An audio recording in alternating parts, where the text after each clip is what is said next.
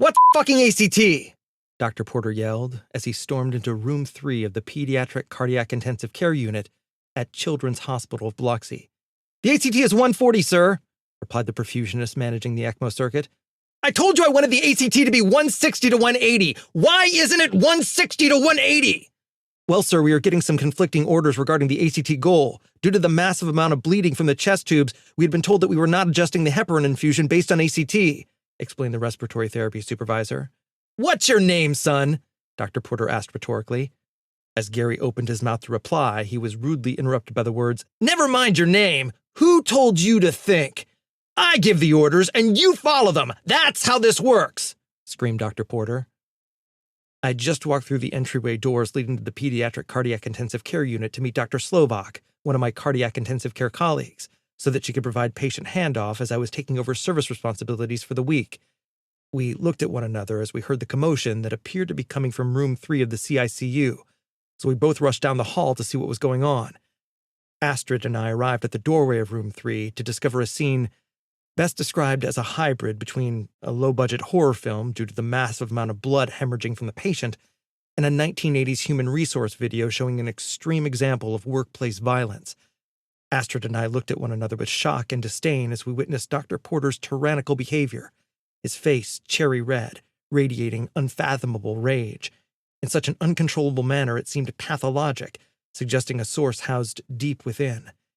His surgical mask rested misplaced, exposing his somewhat long, pointed nose, with beads of sweat tumbling down until finally reaching the tip and falling to the floor, as if drops of water dripping one at a time from an aged, leaky farmhouse faucet. Phil, I said, attempting to get his attention, but there was no response. Phil, I repeated in a much louder voice, again vying to capture his attention and break him from this trance of rage.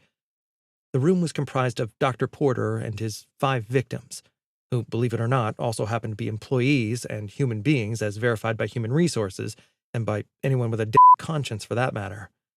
Each of these poor souls stared nervously at the floor. Following my second attempt to capture Dr. Porter's attention, their eyes cautiously shifted upward, just enough to discreetly search the room for the source of the voice. However, their heads refused to relinquish their downward gaze, remaining unaltered and motionless as if cemented like a statue. Their eyes resembled those of beaten dogs, once caring, loyal, and innocent, but now looked upon me with uncertainty and ambivalence, questioning, without saying a word, whether I still maintained a sliver of authority that would allow me to rescue them from the bullying toxicity, which had now become customary and mundane. The seed of mistrust had been planted during Dr. Porter's previous behavioral outburst, as the staff watched the hospital administration ignore their complaint, blatantly refusing to hold him accountable for his despicable and infantile behavior. Phil, let's go outside the room and discuss this, I said a third time, more loudly.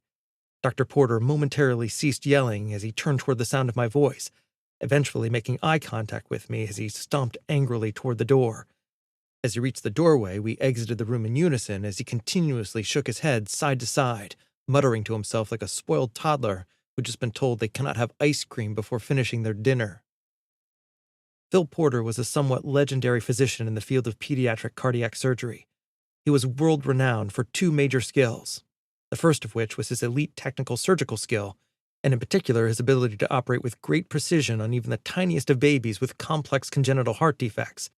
Prior to joining the team as the chief of congenital heart surgery at Children's Hospital of Biloxi, he held the prestigious position of chief of pediatric cardiac surgery at the Children's Hospital of Pennsylvania for nearly a decade. Children's Hospital of Pennsylvania was long recognized as one of the preeminent congenital heart programs in the world.